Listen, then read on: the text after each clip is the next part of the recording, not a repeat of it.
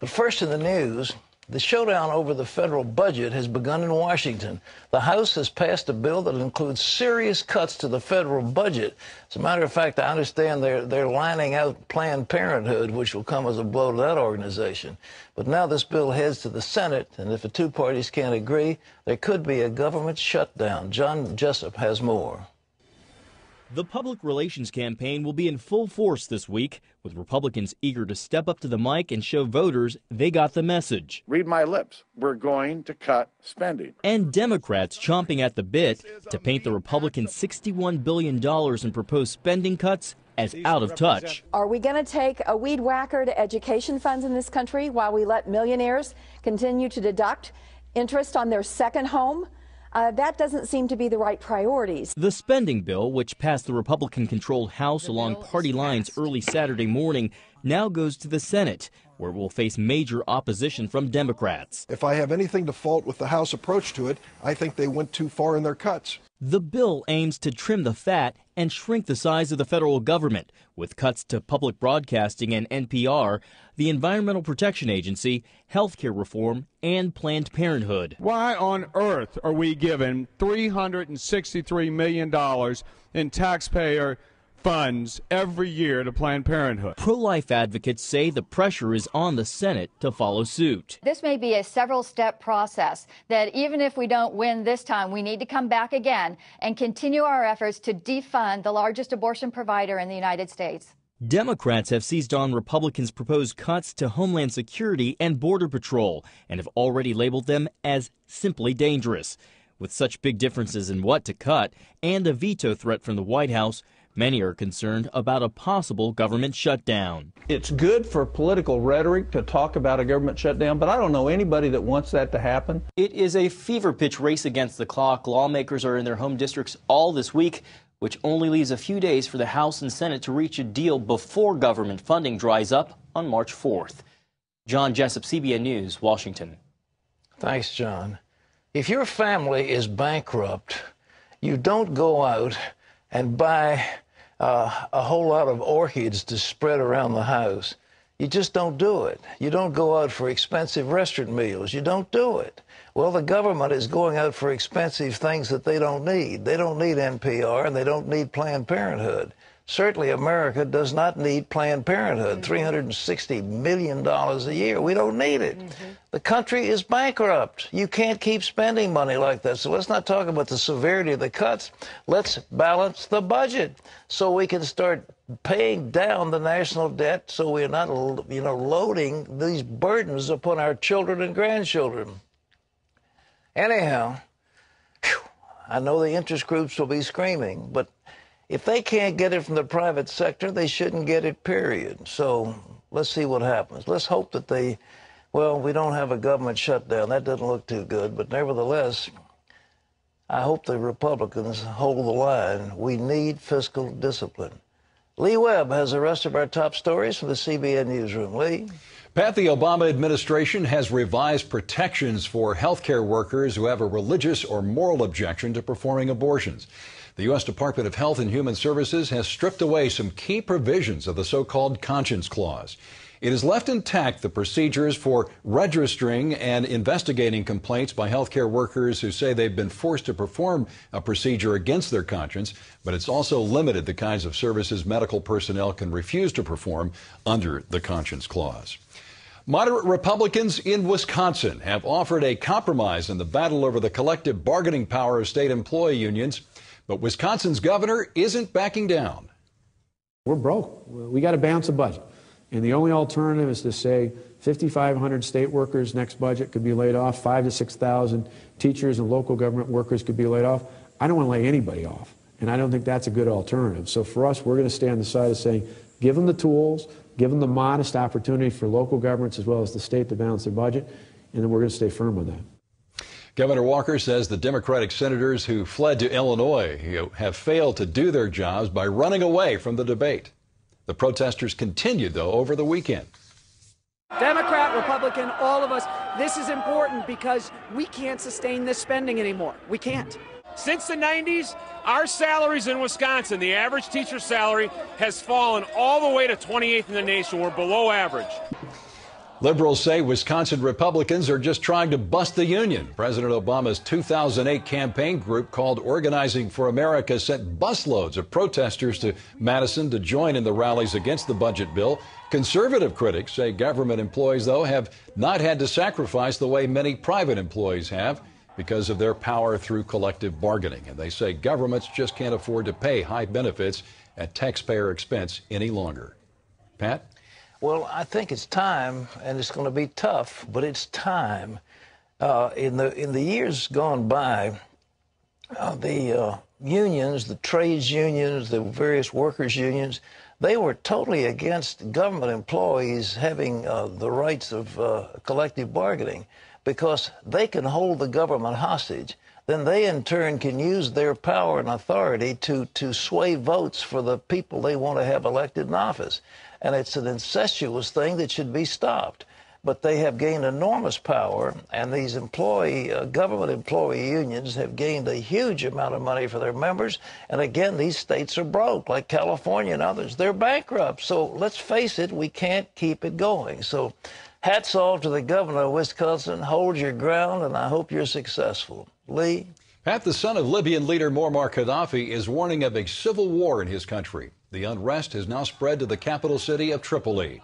But government security forces are fighting back. Saif al-Islam Gaddafi went on state television last night and warned of civil war. He vowed that forces would fight for control, quote, until the last bullet. There have been reports of snipers firing on crowds of demonstrators. Human Rights Watch is reporting at least 233 deaths as a result of those protests. 2 Turkish Christians are challenging a judge's ruling that they pay more than $7,000 in fines or face jail time. Authorities had charged them with insulting Turkey and its people by spreading Christianity. They were acquitted of those charges, but convicted of a lesser offense. One of the men tells CBN News that authorities are trying to discourage Christian evangelism in Turkey. They are trying to stop Turks in our country, citizens in our country, from having the freedom to choose Christ, even though legally they have that freedom. They're trying to use my case as a precedent for saying to others, you do not have this freedom to make this personal choice. This is definitely the goal of why they've opened this case against me. The men are appealing to Turkey's High Court and are prepared to go to the European Human Rights Court if necessary. Pat? Well, I wish them well. Turkey is, had a secular government under Kemal Ataturk for many years. Now, Islamic influences are beginning in the voting process to take more and more authority, and as they do, they're starting to squeeze down the Christians. But remember, when you read the book of Revelation, the churches in Asia, they're all in Turkey. Turkey was a home of the great Christian church of the early century. Well, not any longer, but we're seeing what's going to happen. Well, ladies and gentlemen, if any of you work out as I do and go to the gym and do things, you're familiar with yoga and you're familiar with martial arts. They're 2 well-known forms of athletics in America, but both of them have roots in Eastern religions. But some people believe they can adapt them to the Bible. I must say, I doubt it. Laurie Johnson has a look. Stretch the belly now. From a purely physical standpoint, research shows yoga is good for you. It can significantly decrease heart disease, cancer, and asthma, among other things. This is largely due to one of its cornerstones, deep abdominal breathing. As you slowly breathe in and breathe out, recruits extra alveoli, so it helps you with oxygenation. But the main thing it does, it gets your mind to focus on that. Now, when you take a deep breath in, you also do things with your vagus nerve. And in this case, what happens in Vegas doesn't stay in Vegas. So as you stimulate that vagus nerve, it goes back to the brain and calms the brain. The term yoga is a Sanskrit word which means union. Yoga is rooted in the Hindu philosophy and seeks to unify the mind, body, and spirit. It is basically practicing a divinity within me. It is a pluralistic, everybody is same. It's okay to be different. Some Christians who practice yoga say you can make it what you want depending on what you think about during class. Well, Jesus isn't absent for me because that's the beloved that I relate to. And yoga has no specific gods or anyone that you're expected to worship. The word Lord is used, God is used, but if you're not comfortable with that, you can even think about the Divine Mother Earth. But others disagree. New Age specialist Doug Groothuis says all forms of yoga involve occult assumptions. And Southern Baptist Seminary President Albert Mohler says when Christians practice yoga, they must either deny the reality of what yoga represents or fail to see the contradictions between their Christian commitments and their embrace of yoga. Since some Christians object to the spiritual focus of traditional yoga, Christian yoga is an alternative, and the classes are often held at church. Students of Christian yoga say it maximizes the breathing and movements of traditional yoga while minimizing the Hindu influence that disturbed them. They would say, the spirit in me honors the spirit in you. And I was thinking, well, I'm not really sure what kind of spirit you're talking about. It seemed like you were almost worshiping in the pose some kind of animal, so not feeling comfortable, I walked away from it. They're reading from Matthew. Instead, Christian yoga incorporates readings from the New Testament, Christian praise music, and a narrative that is Christ-centered. Open to His grace, surrendering our heart. But if it's so different, why even call it yoga? I really think this has the opportunity of being an outreach tool to people, to have it in a positive mode and in a Christian mode as related to the other. And if we take yoga off of it, they won't even come because that's maybe what they're looking for. In addition to Christian yoga, there's now Jewish yoga and yoga that attempts to remove any spirituality.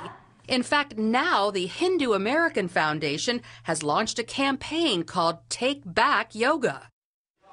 Like yoga, the martial arts also often combine mind, body, and spirit, which for some Christians can be a problem. Scott Gilbert started Savior Martial Arts School because he liked the kicking and breaking boards, but not the Eastern spirituality. Their understanding of God is the force. There's an energy everywhere, and it's in and everything, and it's good and it's bad, and you never really know. You can't know it. It doesn't know you. That's really Eastern spirituality. For us, we are completely Christian. We believe that God knows you individually. He's numbered the hairs on your head. He loves you unconditionally and has a wonderful plan for your life. So we teach that. Classes begin with prayer and end with a chat about how the Bible applies to the martial arts. And to obtain a higher belt level, students must memorize scripture in addition to physical accomplishments. Go for it. Okay. And we know that in all things God works for the good of those who love Him, who have been called according to His purpose. Classes are open to kids and their parents. And as we are obtaining our black belt, we need to learn to be able to defend our faith, so there's lots of training on that. Still, the debate remains. While some argue you can't separate yoga and the martial arts from their Eastern roots, others believe you can change the focus to Christ and reap the health benefits without losing spiritual integrity. Lori Johnson, CBN News. I don't know why we can't just call it stretching and deep breathing and get this yoga out of it. I mean, you know, the mantra, you were giving a verse in Sanskrit, which basically was calling upon the Hindu gods. That's what they were training people to do in yoga. And it's clearly Hindu. It's clearly, and as far as the martial arts thing, those guys, you know, that do those real powerful things, they wait to get possessed by, you know, this force, and it's like demonic, and then they can come up and start banging people away, you know. Oh well. Well, as for the yoga thing, I think I agree with you. Just change the name. But in terms of the Christian karate, I have dear friends of mine who they've done it for years, and they love it because, kind of like that story said, they have completely placed aside all the Middle Eastern philosophies and literally have just done their karate thing, but for Christ. Well, yeah. I what do we say, Pat? I don't really want to break any boards with my hands or with my head. You know, did you ever break a board? Yeah, but probably not with my hand or head. Yeah. Maybe with my hip. I don't know. But I mean, they wait for all that stuff, but the power is incredible. I mean, you know, some of these guys, you know, they have a short punch about 6 inches, and they could knock a big linebacker professional through a wall. I mean, it's just incredible power, but it's satanic, and I don't know. But look at Samson. Samson wasn't satanic, and he had that kind of power. But he was given it by God, and he didn't go around saying, I'm doing karate and I'm waiting for the force to get me. I mean, you know, anyhow. Anywho. You do your karate, and I'll just kind of keep doing the total gym. Okay. The Pentagon is training military chaplains on how to deal with openly homosexual soldiers. Navy chaplains are getting several hours of instruction, including one-on-one training. Air Force chaplains will take part in online training. Some Army chaplains have expressed concerns about the military's new policy of letting homosexuals serve openly. They say it violates their rights to free speech and free exercise of religion. At least one Navy chaplain has quit because of the policy. A television station in Africa is making it possible now for people to watch Christian television in their own language. In March, Nile Broadcasting Services will begin airing the 700 Club and Turning Point in Uganda's primary language, known as Luganda. More than 10 million people speak that language. The goal is to help viewers better understand the programs. Turning Point features docudramas, thought-provoking interviews on critical global issues, and inspirational music. The final translations of both programs will go through a local pastor to ensure spiritual integrity. And you can find out more about CBN World Reach by logging onto its website at cbn.com/worldreach.